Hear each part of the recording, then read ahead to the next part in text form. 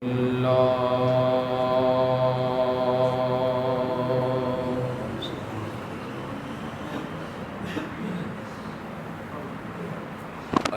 لله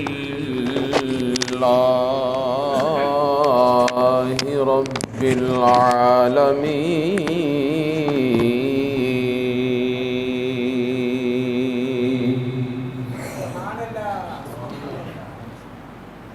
والعاقبة للمتقين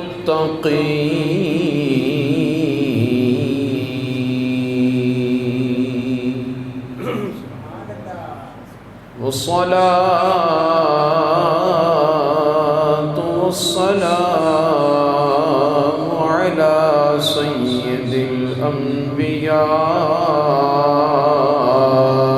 والمرسلين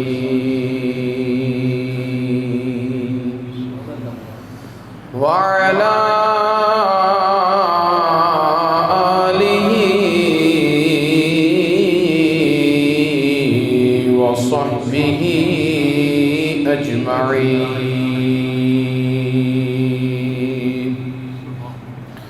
أما بعد فأعوذ بالله من الشيطان الرجيم. بسم الله الرحمن الرحيم.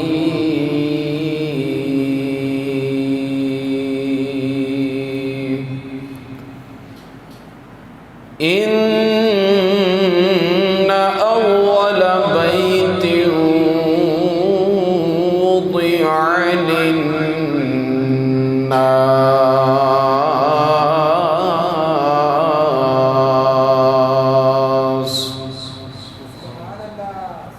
للذي ببكة مباركا وهدى للعالمين.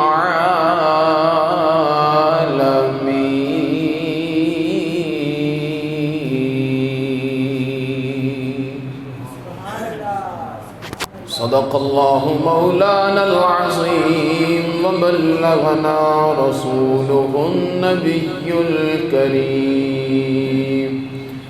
إن الله وملائكته يصلون على النبي يا أيها الذين آمنوا صلوا عليه وسلموا تسليما. الصلاة والسلام عليك يا رسول الله وعلى آلك وأصحابك يا حبيب الله. الصلاة والسلام عليك يا رسول الله وعلى آلك وأصحابك يا حبيب الله. الصلاة والسلام عليك يا رسول الله وعلى آلك وأصحابك يا حبيب الله.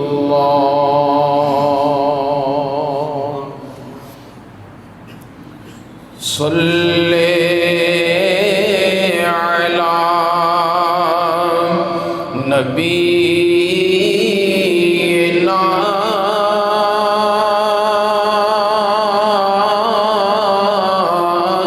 صل على محمد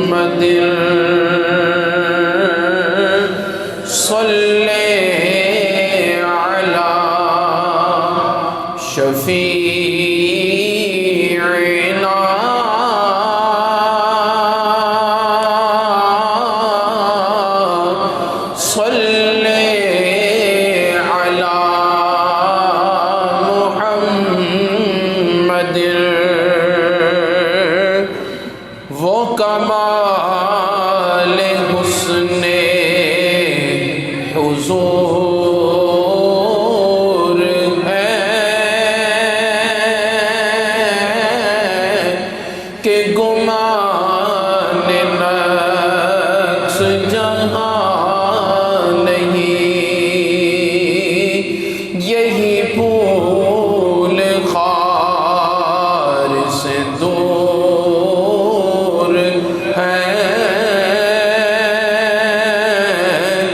یہی شمع ہے کہ دعا نہیں۔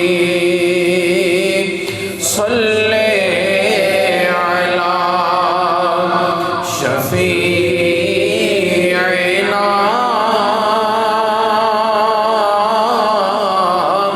صلی علی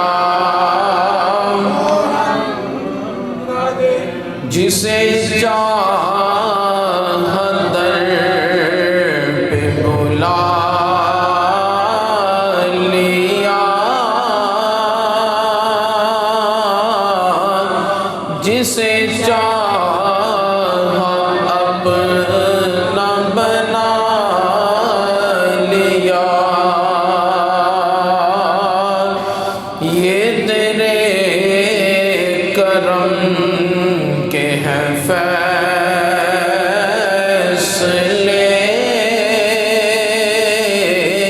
یہ بڑے نصیب کی بات ہے۔ صلی علی نبینا صلی علی محمد،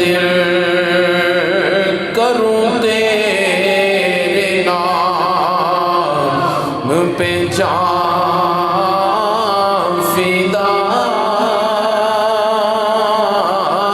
نفس ایک جان دو جہاں فدا، دو جہاں سے بھی نہیں جی بھرا، کروں کیا کروڑوں جہاں نہیں۔ صلی علی شفیعنا صلی علی مدن، صلی علی کریمنا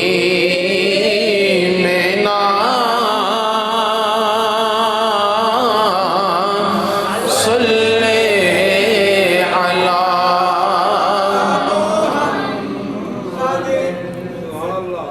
صلی اللہ تعالی علیہ وآلہ وسلم۔ اللہ تبارک و تعالی جل مجدہ الکریم کی حمد و ثنا حضور نبی کریم رؤوف الرحیم تاجدار مدینہ سرور قلب و سینہ احمد مجتبی حضرت سیدنا محمد مصطفیٰ صلی اللہ تعالی علیہ وآلہ وصحبہ وسلم کی بارگاہ پر نور میں، بارگاہ اقدس میں ہدیہ درود و سلام کا نذرانہ عقیدت و محبت نہایت عاجزی سے انکساری سے مؤدبانہ عرض کرتے ہوئے اپنی حاضری کی سعادت حاصل کر رہے تھے۔ خداوند قدوس کا کروڑوں مرتبہ شکر ہے، مالک کا احسان ہے کہ جس نے ہمیں اپنے فضل اور اپنی توفیق سے اپنے گھر میں جمعۃ المبارک کی ادائیگی کے لیے حاضری کا شرف بخشا۔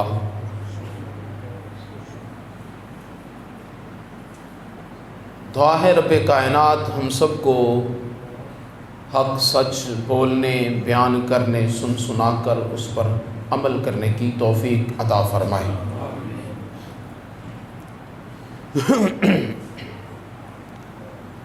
حضرات ذیشان،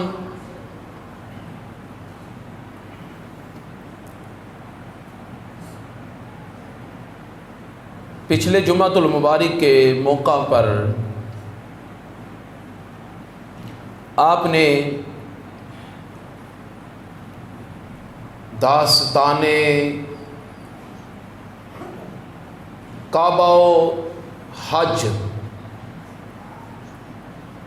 جس کے ابتدائی مراحل آپ نے سماعت فرمائے۔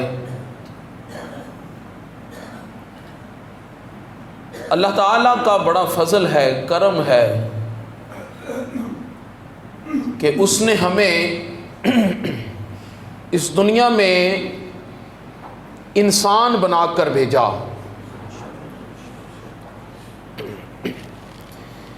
اس دنیا میں جب انسان بنایا تو خدا کا کروڑوں مرتبہ احسان ہے کہ اس نے ہمیں اپنی ذات کا اور اپنے حبیب علیہ الصلاۃ والسلام کی ذات اقدس کا تھوڑا سا شعور عطا فرمایا۔ ہر انسان کے اندر اپنے اپنے جذبات ہوتے ہیں، اپنی اپنی آرزوئیں ہوتی ہیں، ہر کسی کی اپنی اپنی تمنائیں ہوتی ہیں۔ میرے خیال میں کوئی بھی زندہ انسان ایسا نہیں کہ جس کی کوئی سوچ نہ ہو۔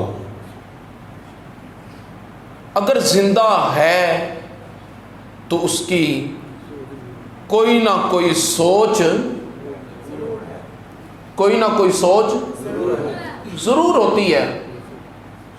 اب سوچ کس لیول کی ہے، کس درجے کی سوچ ہے، کس معیار کی سوچ ہے، یہ پھر علیحدہ علیحدہ مراحل ہیں، اپنے اپنے درجات ہیں۔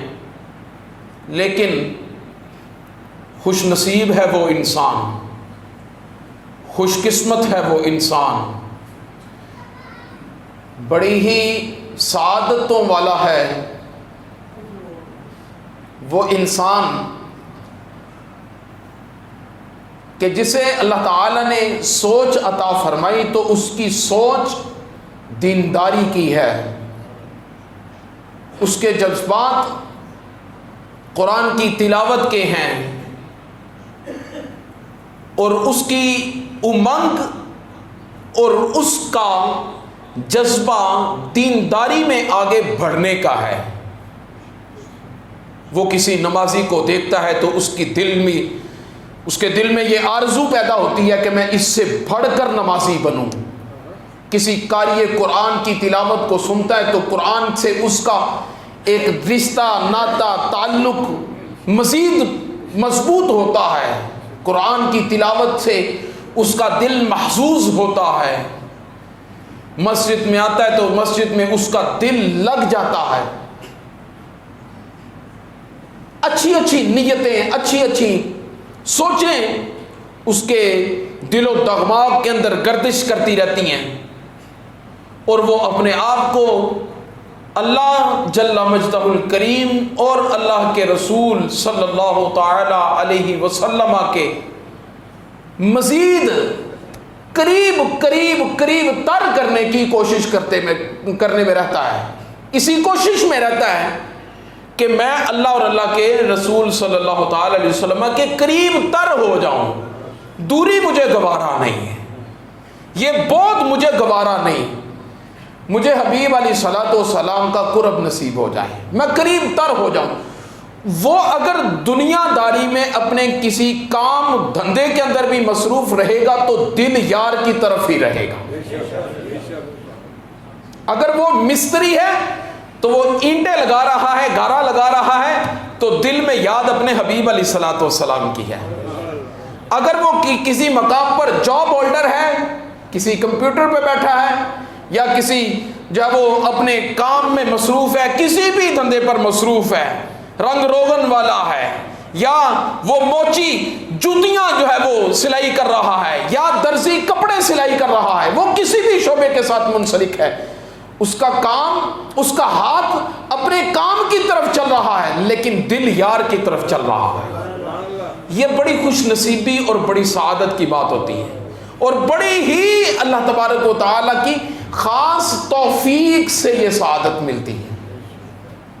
فقط کہنے کی بات نہیں، اللہ کرے کہ ہم حقیقی معنوں میں ایسے ہو جائیں. اللہ تعالیٰ مجھے ایسا بنا دے. اور بڑا ہی نالائق شخص ہے وہ، بڑا ہی کم ظرف ہے اور بدبخت ہے وہ کہ جو دنیا کے اندر آیا ہے تو اس کی سوچ فقط دنیا داری کی ہے. وہ دنیا میں آیا ہے تو اس نے فقط بینک بیلنس کو سوچا، گھر مکان کو سوچا، اس نے اپنے دنیاوی اسباب کو سوچا.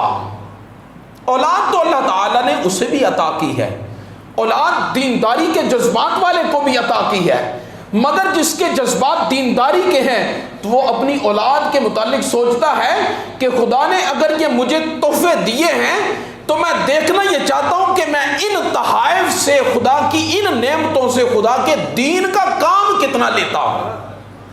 اس کے جذبات یہ ہوتے ہیں.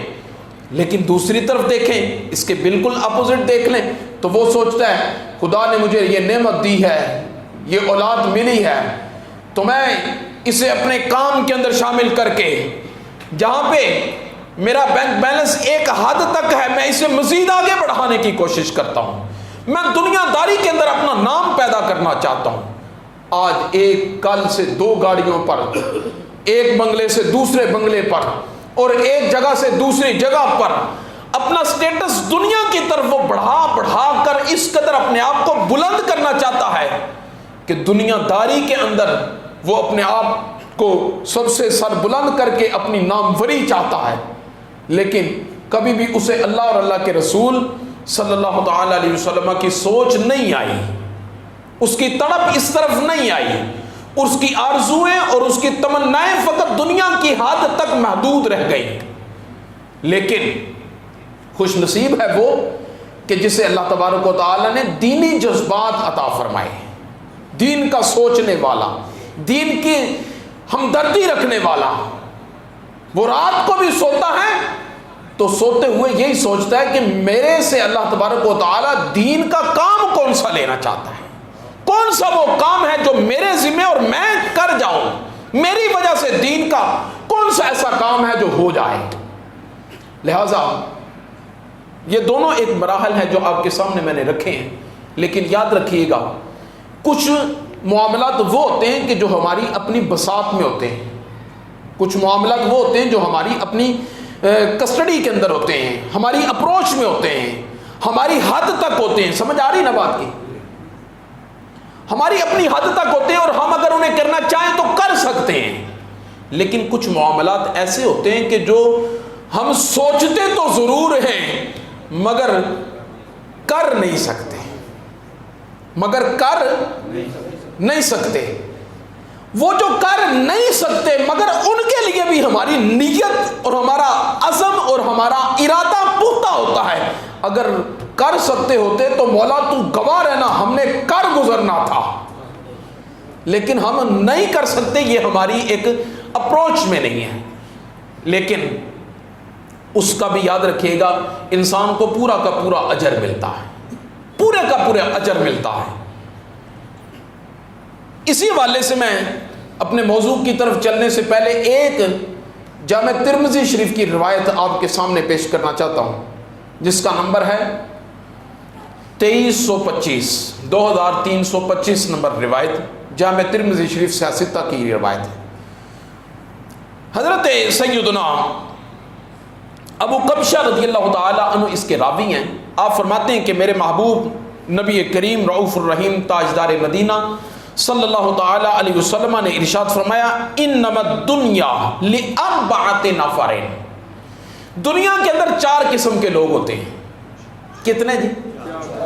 کتنے قسم کے لوگ؟ دنیا میں 4 قسم کے لوگ ہوتے ہیں.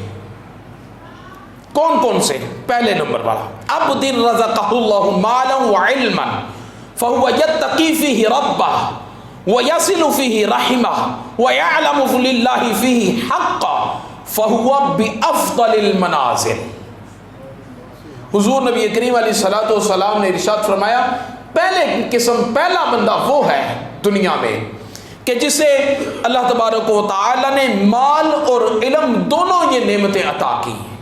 اس کے پاس مال بھی ہے اور وہ علم والا بھی ہے، صاحب مال بھی ہے اور صاحب علم بھی ہے.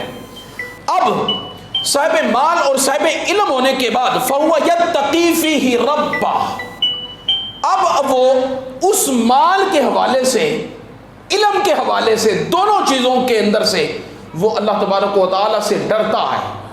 یعنی اگر مال والا ہے تو وہ ڈرتا رہتا ہے کہ مجھے جو مال آ رہا ہے یہ کن ذرائع سے آ رہا ہے، کوئی میرے مال کے اندر کوئی حرام کا لقمہ، کوئی حرام کا ایک ذرہ شامل تو نہیں ہو رہا.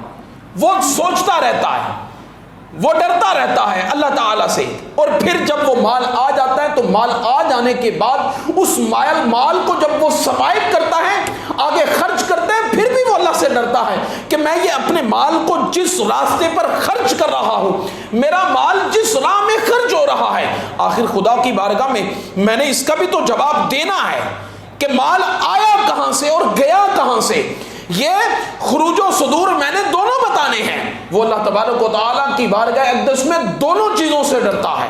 اگر علم عطا کیا ہے تو علم کے بارے میں بھی اللہ تعالیٰ سے وہ ڈرتا رہتا ہے کہ خدا نے مجھے علم جیسی عظیم اپنی امانت سے سرفراز فرمایا اور میں خدا کی امانت کو لے کر آیا کہ اپنے رب عز و جل کے ساتھ کسی بھی لمحے، تنہائی میں، جلوت میں، خلوت میں، اپنے بند کمرے میں یا مسجد میں، محراب و منبر میں، لوگوں کی آماج گاہ میں یا کسی بھی حال میں آیا کہ میں اپنے رب کی اس امانت کے ساتھ خیانت تو نہیں کر رہا. سمجھ آئی بات کی؟ فَهُوَ يَتَّقِي رَبَّهُ، وہ اللہ سے ڈرتا رہتا ہے. کیا کرتا ہے پھر؟ وَيَصِلُ فِيهِ رَحِمَهُ، اپنے رشتہ داروں کو جوڑ کے رکھتا ہے.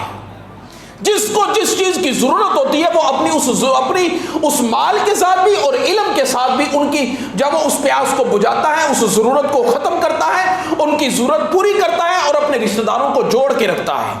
وَيَعْلَمُ لِلَّهِ فِيهِ حَقًّا، اور وہ جانتا ہے کہ ان دونوں چیزوں کے اندر اللہ تبارک و تعالیٰ کی طرف سے مجھ پر حقوق ہیں. کیسے؟ اگر مال دیا ہے تو میرے رشتہ داروں کے اندر کوئی ایسا محتاج، غریب، نادار، مفلس ہے تو میرے مال کے اندر جتنا اپنے مال کا میں حقدار ہوں، میرے اس مال کا وہ میرا رشتہ دار بھی حقدار ہے.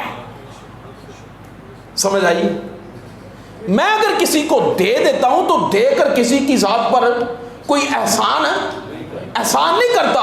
خدا نے مجھے دیا ہی اس لیے ہے کہ تو اسے دے. وَيَعْلَمُ، اور وہ جانتا ہے للہ فیہ حقا، اللہ تعالیٰ کا اس میں حق ہے. فہذا بافضل المنازل، اللہ تبارک و تعالیٰ جل وعلا کے ہاں یہ بہترین درجے والا بندہ ہے. یہ خوبیاں جس کے اندر پائی جائیں گی وہ بہترین درجے والا بندہ ہے. ایک بندہ یہ ہے.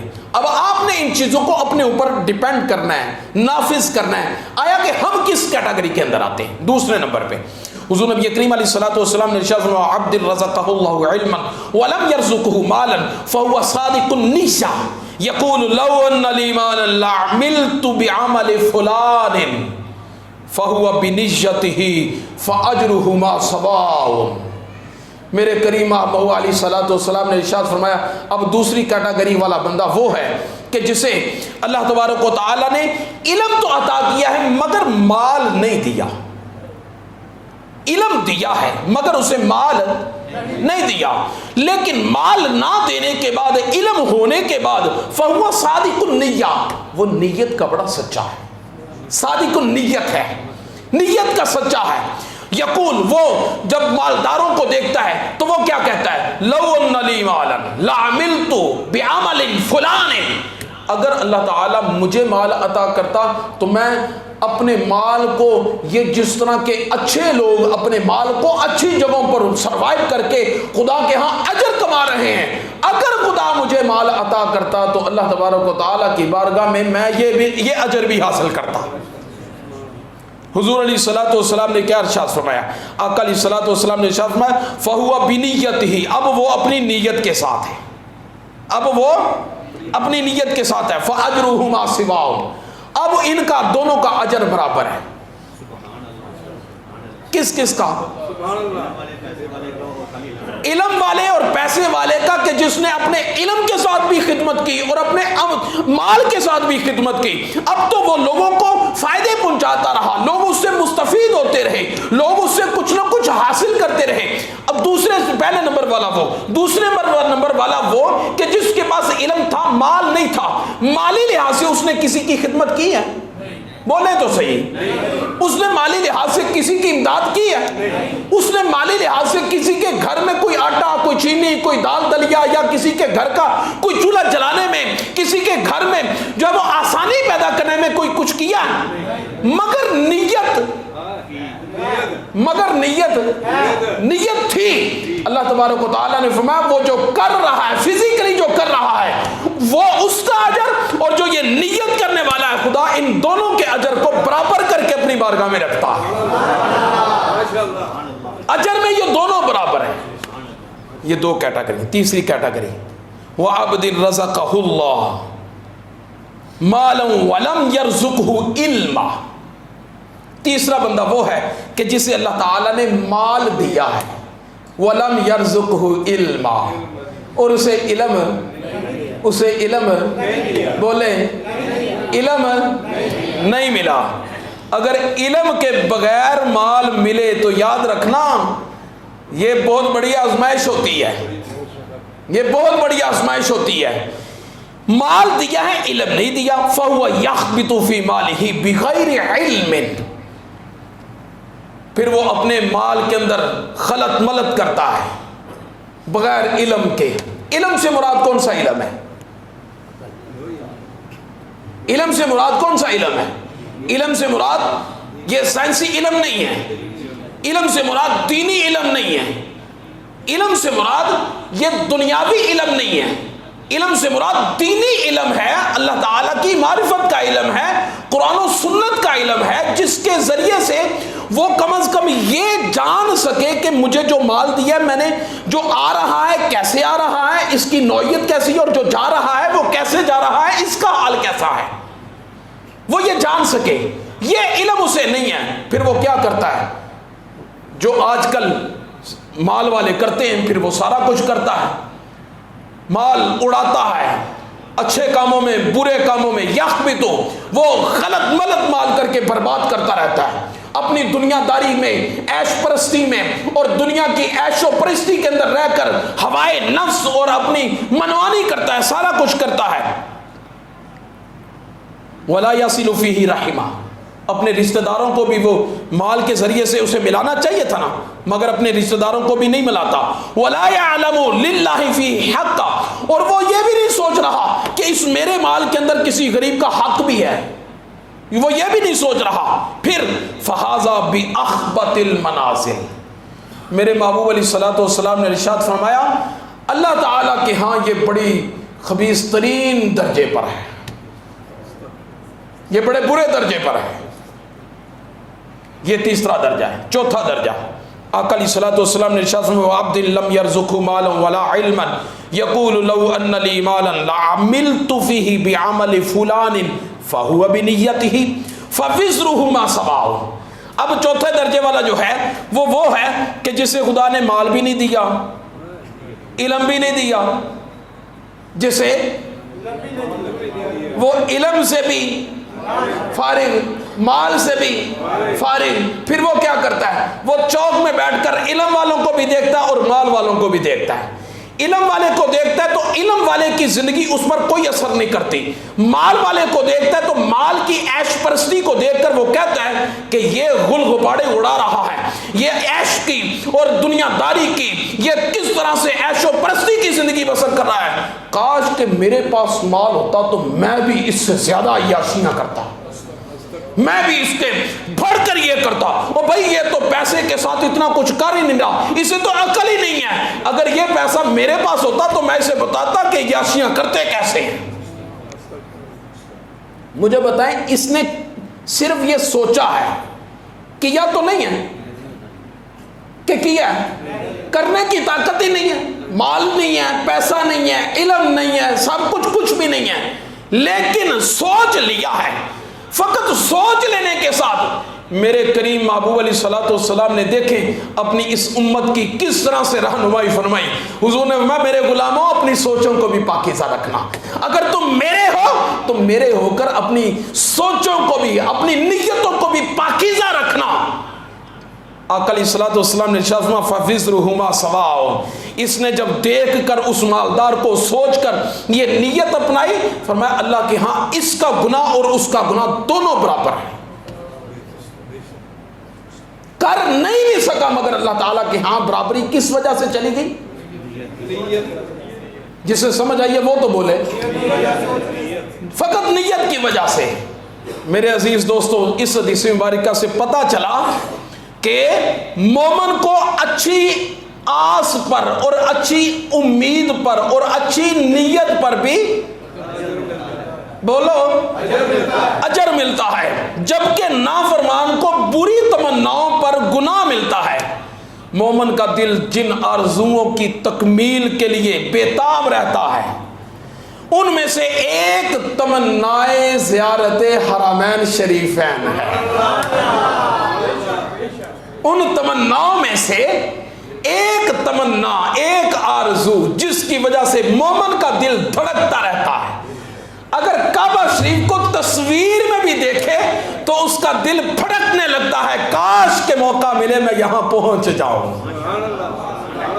اس آس پہ جیتا ہوں, کوئی کہہ دے مجھے آ کر. اس آس پہ جیتا ہوں, کوئی کہہ دے مجھے آ کر, چل تجھ کو مدینے میں سرکار بلاتے ہیں. اور ہم غلام ہیں اور ہمارا تو یہ یقین ہے, بڑی امید ہے سرکار قدموں میں بلائیں گے انشاءاللہ. بڑی امید ہے, اور یہ امید وہ دنیا داری کی امید نہیں, یہ امید یقین کے معنوں میں ہے. یہ امید یقین کے معنوں میں ہے. بڑی امید ہے سرکار قدموں میں بلائیں گے, کرم کی جب نظر ہوگی مدینے ہم بھی جائیں گے. عزیزان گرامی قدر, آج کے اس جمعہ شریف کے خطبے میں فقط یہ ایک چیز ہی ہے کہ اگر ہم کعبۃ اللہ میں حج کے لیے, زیارت حرمین شریفین کے لیے نہیں بھی جا سکتے